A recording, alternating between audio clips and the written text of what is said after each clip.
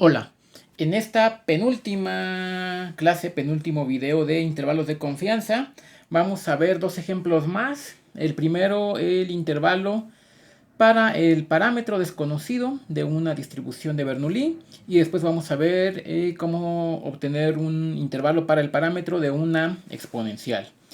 Vamos a suponer aquí en este primer ejemplo, el caso de la Bernoulli, que la muestra es grande. Ahorita vemos por qué. Tenemos como siempre una muestra aleatoria de tamaño n de una población que nosotros modelamos a través de una Bernoulli, y el parámetro desconocido pues es θ, ¿no? Que es la probabilidad de éxito en un experimento de Bernoulli. Nosotros sabemos que el promedio de la muestra es una variable aleatoria cuya esperanza es igual a este parámetro θ, y su varianza pues es θ por 1 menos θ entre n. Y también sabemos, y por eso es importante suponer, en este caso que la muestra es grande, que esta cantidad que tengo acá, es decir, el promedio muestral menos θ entre la raíz cuadrada de θ por 1 menos θ entre n, sigue aproximadamente una distribución normal 0,1. Eso por el teorema del límite central, recordando siempre que el teorema del límite central sirve cuando las muestras son grandes.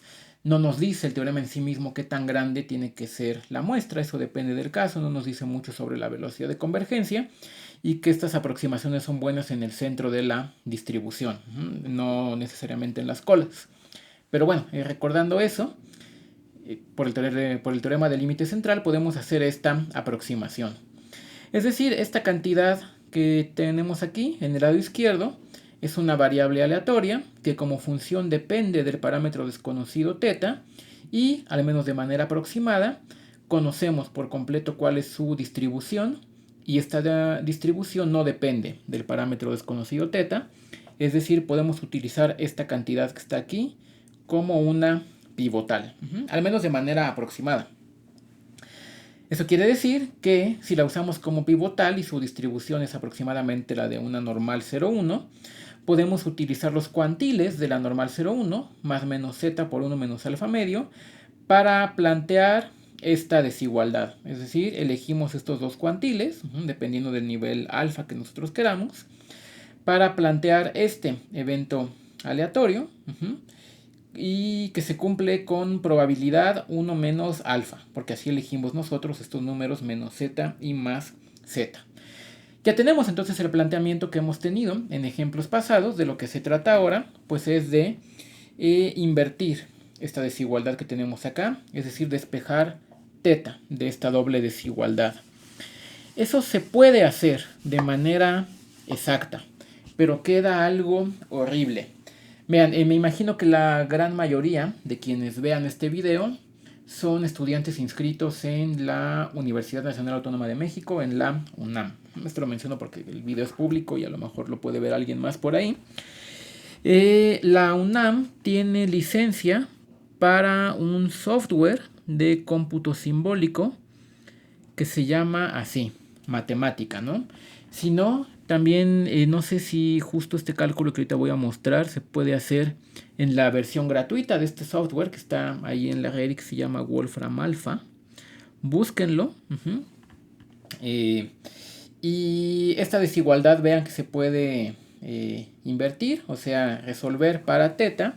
Si ustedes ponen ahí, la instrucción se llama reduce, con R mayúscula, y adentro de paréntesis cuadrados plantean la desigualdad menos z menor que x menos t entre, en matemática raíz cuadrada es sqrt, esta s es mayúscula, ojo, no sé si se alcanza a ver, t por 1 menos t entre n menor que z, coma, le estoy llamando aquí t al parámetro desconocido θ, nada más que lo resuelvan para t, denle shift, aquí paréntesis cuadrados, shift más enter, y vean lo que sale.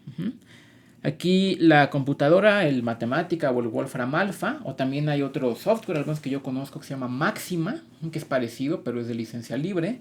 Maple también hace lo mismo. Me parece que las versiones desde hace varios años de MATLAB traen Maple integrado, es decir, con un programa de cálculo simbólico, ustedes resuelvan esto, a mano a lo mejor no llegan muy lejos, aunque en principio se debe de poder, y vean qué sale. Esta desigualdad se puede resolver, la computadora la puede resolver, pero queda algo horrible. Este es un paréntesis de cómo podrían ustedes intentar resolver esto. La doble desigualdad, esta de acá, desigualdad, se puede resolver para teta de manera exacta, ¿no? Porque de que se puede, pero queda algo, inténtenlo ahorita, si pueden, si tienen la oportunidad, queda algo horrible, pero queda algo horrible. Bueno, podemos nosotros utilizar el hecho de que, estamos suponiendo que la muestra es grande, para plantear la siguiente aproximación.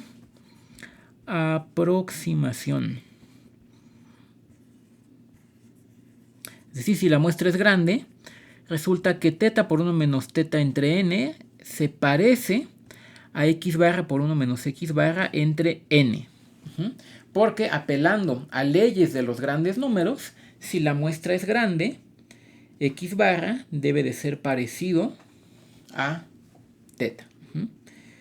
Por leyes de grandes números, si el tamaño de la muestra es grande. Entonces, utilizamos por segunda ocasión, ahora para algo distinto, esta suposición de que la muestra es grande, para plantear la siguiente desigualdad. Noten cómo ya habremos hecho, ahorita que yo termine de escribir lo que aquí voy a escribir, dos aproximaciones. Una que mi cantidad pivotal sigue una normal 0,1, lo cual es una aproximación, y ahora una más.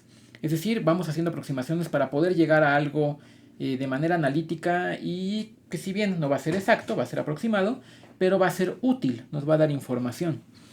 Menos z por 1 menos alfa medios. Voy a copiar la que tenía yo aquí abajo, pero voy a cambiar el denominador de la cantidad que estaba en medio, sustituyendo solo en el denominador.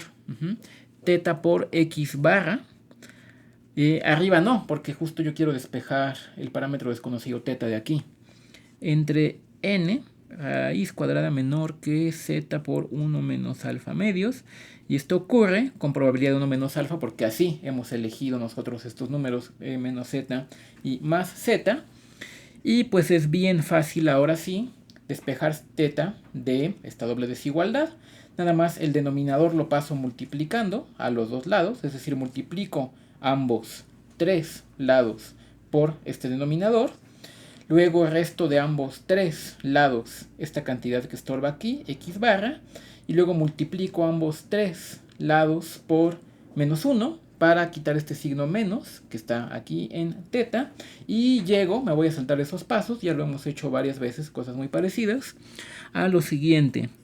La probabilidad de que teta esté entre x barra menos z1 menos alfa medios por x barra por 1 menos x barra entre n, raíz cuadrada, menor que teta, menor que, acá me va a quedar lo mismo, pero con signo más, x barra más z por 1 menos alfa medios, x barra por 1 menos x. Vean cómo ya en los extremos me quedan estadísticas con probabilidad 1 menos alfa. Con probabilidad 1 menos alfa, decía yo, una disculpa. Y pues ya tenemos el intervalo que andábamos buscando. Déjenme borrar aquí. Intenten, si tienen la oportunidad, de resolver esta doble desigualdad, ya sea en matemática, o en Wolfram Alpha, o en Máxima, o en Maple, o en algún otro que ustedes conozcan. Y nos queda así el intervalo. Y nos queda el intervalo x barra menos z1 menos alfa medios por... Esta es una estadística, depende de la muestra, a través de la estadística, x barra, coma, el tamaño de muestra, los cuantiles que son conocidos por nosotros, más z por 1 menos alfa medios por x barra por 1 menos x barra entre n raíz cuadrada. Y ya sabemos que, por cierto, ya hemos discutido que el intervalo más corto se obtiene cuando el intervalo más corto se obtiene justamente con estos dos cuantiles. Podríamos haberlo planteado desde el principio con Q1 y Q2 y luego concluir con el dibujito y estos argumentos de la paridad de la densidad de la T o de la normal 0,1, perdón, que en estos casos es que se obtiene el más corto. Se obtiene justamente con estos valores más o menos. Entonces ya estamos en el intervalo de confianza más corto posible para el parámetro de una Bernoulli. Vamos a dar ahora, antes de pasar al siguiente ejemplo, un ejemplo dentro del ejemplo, ¿no? Una aplicación muy común de este intervalo de confianza en particular. Aplicación, como dicen ustedes los jóvenes, que es 1000 común. Que son las encuestas, ¿no? Por ejemplo, una encuesta de preferencias electorales. Interesa ver cuántas personas van a votar por un cierto candidato, el candidato A. Eso lo podemos nosotros modelar como un experimento de Bernoulli. Es decir, yo tomo a una persona de la población, de México por ejemplo, y yo no sé de entrada si esa persona me va a contestar que sí piensa votar por el candidato A o si no piensa votar por el candidato A. Ahí, si yo solo estoy pensando en ese candidato, y bueno, y se hace lo mismo para cada uno de los otros, pero si yo solo pienso en este candidato A, eso es un experimento de Bernoulli. Es decir, hay dos resultados posibles que me diga si voy a votar por él o ella, no voy a votar por él o ella, y a eso le llamamos éxito si dice que sí, y fracaso si dice que no o que no sabe. Más o menos así lo podemos plantear, ¿no? Vamos a escribir eso. Tenemos una muestra de tamaño n. Normalmente son muestras de 1000, 1200 personas, así suelen ser estas encuestas. De tamaño, vamos a ponerle 1000. De las observaciones de una encuesta electoral. De las observaciones de una encuesta electoral. Donde encuesta electoral, donde esta variable aleatoria vale 1 si la persona I de la muestra dijo que va a votar por el candidato A o candidata, piensa votar por el candidato A, y 0 si I no piensa votar por el candidato A. Así lo podemos nosotros modelar entonces como una distribución de Bernoulli, y se hace lo mismo para cada uno de los candidatos que vayan a participar en la elección. De hecho, bueno, hay que anotar que esto es una sobresimplificación del proceso, ¿no? Siempre hay muchísimas más complicaciones y hay cursos que ustedes pueden tomar aquí en la facultad también de eso, si a alguien le interesa. Supongamos que nos sale en nuestra muestra que 300 personas dijeron sí, yo pienso votar por ese candidato A. Es decir, x barra es igual a 0.30. O sea, 300 personas dijeron que sí piensan votar por ese candidato. Que sí piensan votar por el candidato en cuestión, por el candidato de Marras, algunos le dicen, ¿no? Bueno, pues nosotros aquí ya tenemos el intervalo, vamos a dejarlo aquí planteado. Vamos a borrar aquí para poder seguir escribiendo. Si queremos un intervalo al 95%, intervalo al 95%, es decir, un alfa de 0.05. Ya sabemos nosotros que, lo hemos platicado en otras ocasiones, los cuantiles de la normal 0,1 con este nivel, 0.975, es aquí en el subíndice, son más o menos 1.96. Bueno, ese es el cuantil que buscamos, así nada más, ¿no? Para no crear confusión. El cuantil es 1.96. Entonces, tenemos que x barra vale 0.30, lo vamos a sustituir aquí. El cuantil es este de acá. Ustedes pueden calcular, poner en su calculadora esto, 0.3 por 0.7 entre 1000 y raíz cuadrada de eso. Esto menos 0.30 por 0.70 entre 1000 en raíz cuadrada. Esto es igual a 0.0145. Chequenlo ustedes con una calculadora.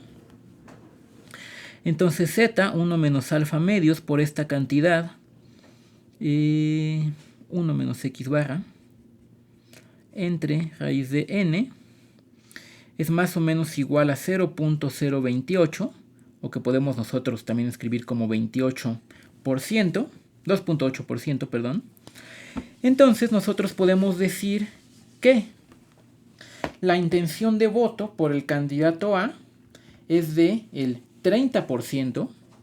Esa es una estimación puntual de la intención de voto por ese candidato, con un error de el 2.8%, es decir, esos qué tanto nos podemos alejar hacia arriba o hacia abajo con un intervalo de confianza, con un nivel de confianza de 95%.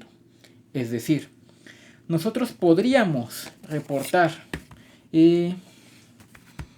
un intervalo de confianza para la intención de voto, que es teta. Teta aquí es la intención de voto por el candidato A, que sería pues de 30 menos 2.8, que según mi calculadora es 27.2%, 32.8%. Así lo reportaríamos siguiendo la notación y las cosas que hemos visto en estos videos o en los libros de inferencia estadística. Normalmente en los reportes de las encuestas, lo que uno ve en el periódico, lo que uno ve en la televisión, no lo reportan así. O lo que es más común, y es lo mismo, la intención de voto por el candidato A es del 30%, con un error del 2.8%, a veces le llaman margen de error, así le dicen en la televisión, y con un nivel de confianza del 95%. La intención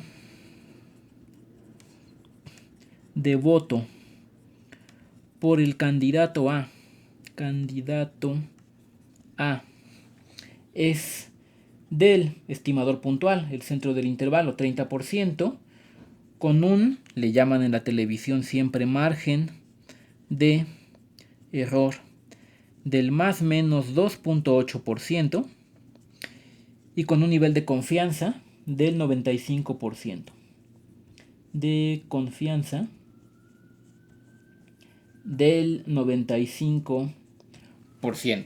Que ahora ya sabemos cómo interpretar esta afirmación, ¿no? Nosotros sabemos que si repetimos la encuesta muchísimas veces, en cada ocasión con una muestra diferente, siempre de tamaño 1000, y hacemos este procedimiento, esperamos que en el 95% de las encuestas o de los experimentos tengamos un intervalo que sí contiene realmente a la verdadera intención de voto por ese candidato. Pero sin embargo, sabemos que existe a priori un 5% potencial ahí de experimentos que podemos hacer, en los cuales no vamos a tener un intervalo que de veras contenga el verdadero valor de la intención de voto por ese candidato. Eso significa nivel de confianza del 95%. Bueno, vamos a pasar al segundo ejemplo del video del día de hoy, que es el intervalo para el parámetro desconocido de una exponencial. Y nada más como nota, este tipo de afirmaciones, como esta que tenemos aquí abajo, son muy comunes. En encuestas de todo tipo ustedes lo pueden encontrar en casi cualquier medio de comunicación que se dediquen a publicar este tipo de encuestas.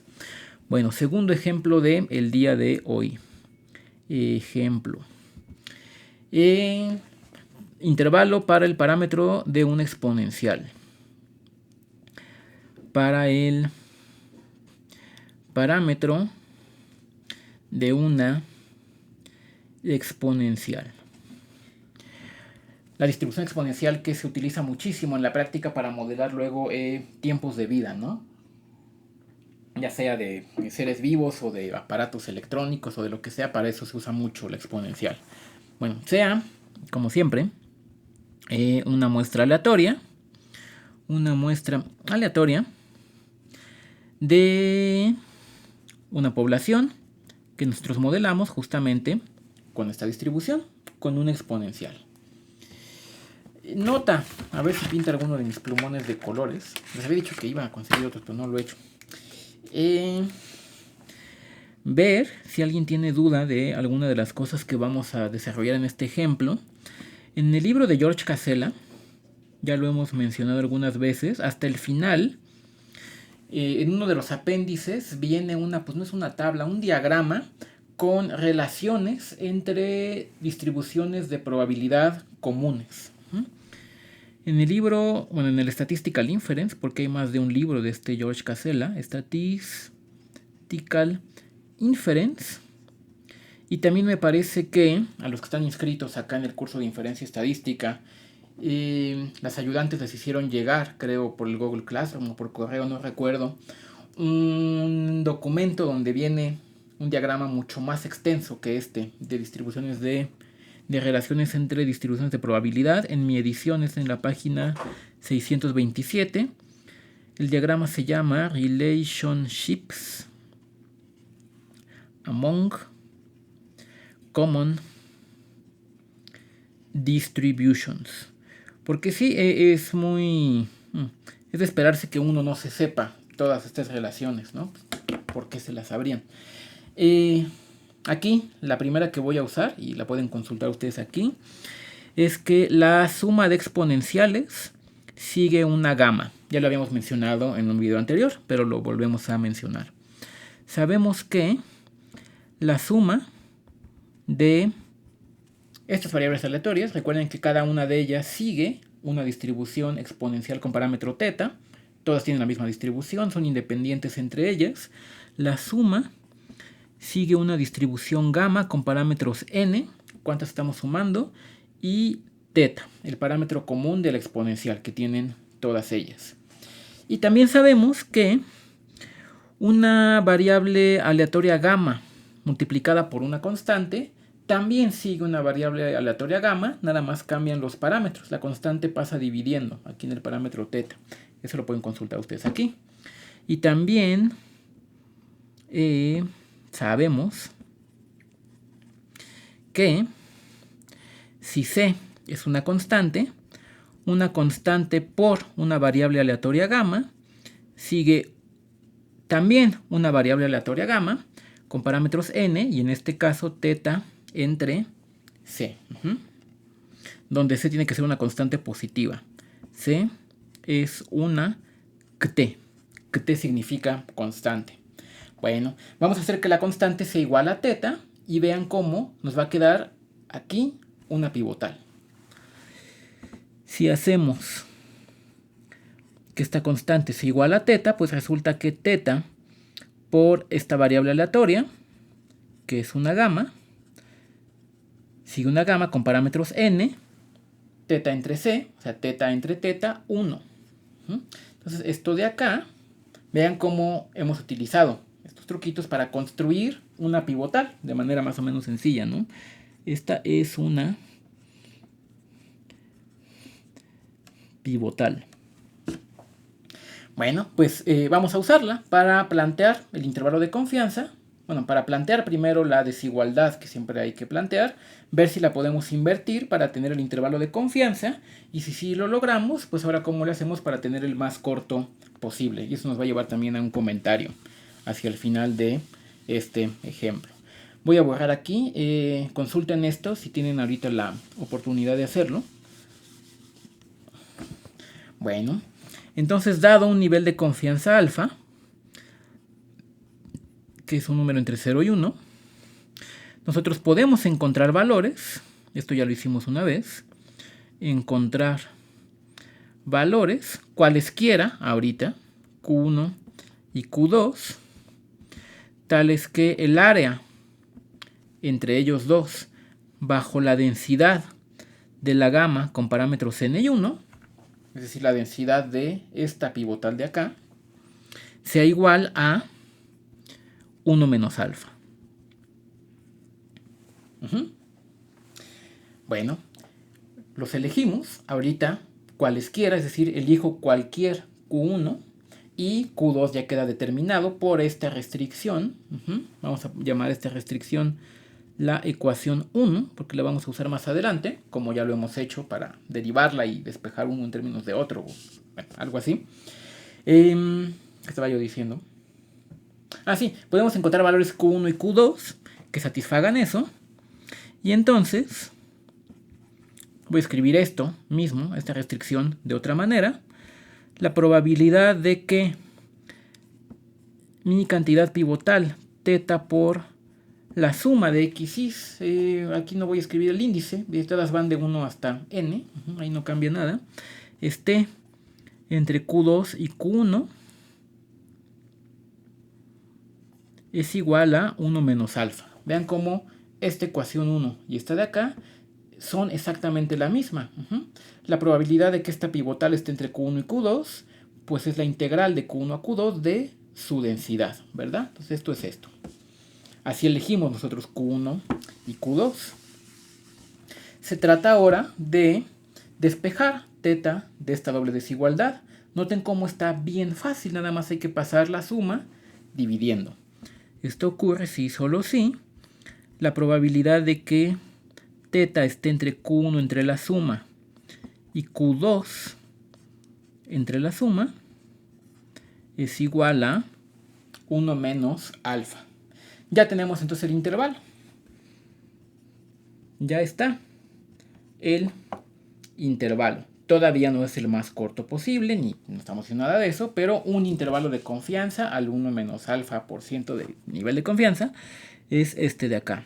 Q1 entre la suma, Q2 entre la suma. Es un intervalo, no es el intervalo, hay muchos, al 100 por 1 menos alfa por ciento para el parámetro desconocido θ, donde Q1 y Q2 cumplen esta restricción de acá. Ahora vamos a ver si podemos dar el más corto posible. P de pregunta. ¿Podemos encontrar el intervalo más corto posible? Bueno, pues la respuesta a este tipo de preguntas siempre es ¿quién sabe? Hay que ver. Pues vamos a ver. Es la única forma de saber, ¿no? Intentándolo y ver si sale. ¿Quién sabe? Vamos a ver. Pues sí, hay que ver.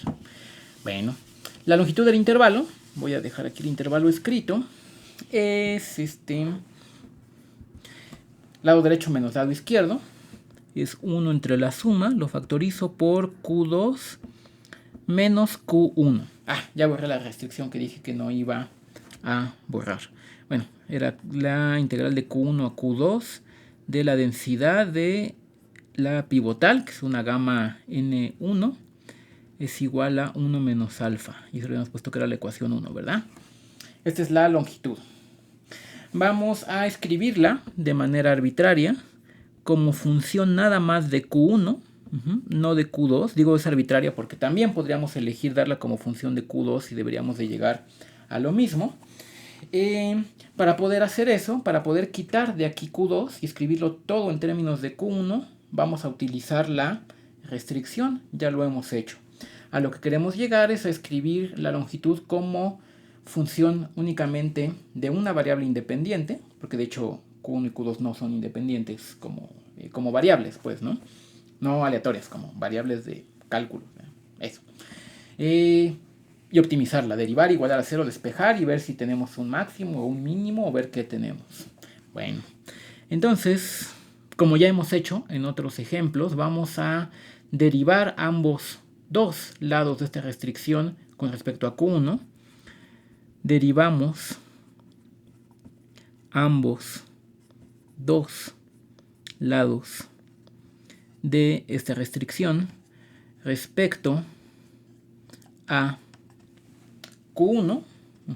Ya lo hemos hecho varias veces. La derivada con respecto a Q1 de la integral, vamos a utilizar la regla de la cadena y el teorema fundamental del cálculo para el lado izquierdo. El lado derecho es muy fácil porque es la derivada de una constante, eso siempre es 0. Queda en el lado izquierdo la densidad valuada en Q1. Recuerden cómo lo hicimos en videos anteriores, ¿no? Porque me voy a saltar ahorita los pasos. Escribo esta integral como la resta de dos integrales, la integral de 0 a Q2 menos la integral de 0 a Q1. Entonces me queda la derivada de la primera integral menos la derivada de la segunda integral. La de la segunda es nada más utilizando el teorema fundamental del cálculo, es el integrando valuado en lo de arriba, que es Q1. Para la primera es utilizar el teorema fundamental del cálculo, el integrando valuado en lo de arriba, que es Q2, y la regla de la cadena por la derivada de Q2 respecto a Q1. Por eso me queda la densidad de la gama, aquí la gama es la gama N1, por la derivada de Q2 respecto a Q1, menos, porque esto me estoy saltando el paso, es la resta de dos integrales, así se escribe, bueno, así se plantea, la densidad valuada en Q1 y en el lado derecho es igual a 0. Y de aquí nosotros podemos despejar este cociente de diferenciales o bien la derivada de Q1 con respecto a Q2, pues ese es este cociente de densidades. La densidad valuada en Q1 entre la densidad valuada en Q2. Esto lo vamos a usar cuando nosotros derivemos esto con respecto a Q1. Optimizamos la función L, la derivada de L con respecto a Q1, pues 1 entre la suma es una constante y queda la derivada de Q2 respecto a Q1 menos la derivada de Q1 con respecto a Q1, es decir, 1 entre la suma por la derivada de Q2 con respecto a 1, lo tenemos escrito acá, para eso hicimos este pequeño procedimiento. La densidad de gamma en Q1 entre la densidad de gamma en Q2, y bueno, la derivada de Q1 con respecto a Q1 es igual a 1, y queremos que en un mínimo la derivada sea 0. Ver qué podemos decir. Al igualar nosotros la derivada de la longitud a 0. Esto significa que esto que está aquí en este paréntesis tiene que ser igual a 0. Esto ocurre si, solo si. Este término es igual a 1. O sea, si este numerador es igual a este denominador.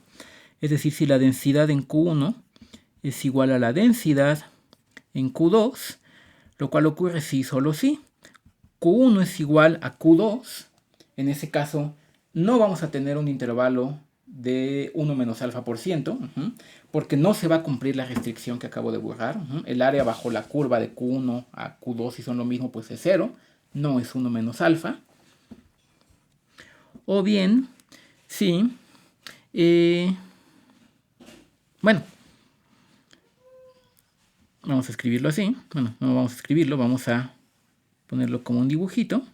Estoy aquí mal dibujando la densidad de una gama N1 de Z. Vamos a poner la variable independiente Z.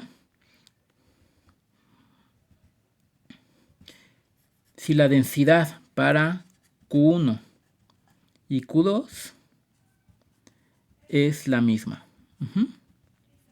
Entonces hay que buscar Q1 y Q2 tales que me den la misma altura aquí en la densidad, donde esta área de aquí El área bajo la curva entre Q1 y Q2 es igual a 1 menos alfa. Entonces, con Q1 y Q2 que satisfagan esto, obtendremos la solución óptima, lo cual se suele encontrar de manera numérica. La sol significa solución óptima, es aquella en la cual Q1 y Q2 son diferentes, Q1 es diferente de Q2, satisfacen esto de acá. Esta condición que en vez de escribir ahora me dio por dibujarla. Satisfacen esto.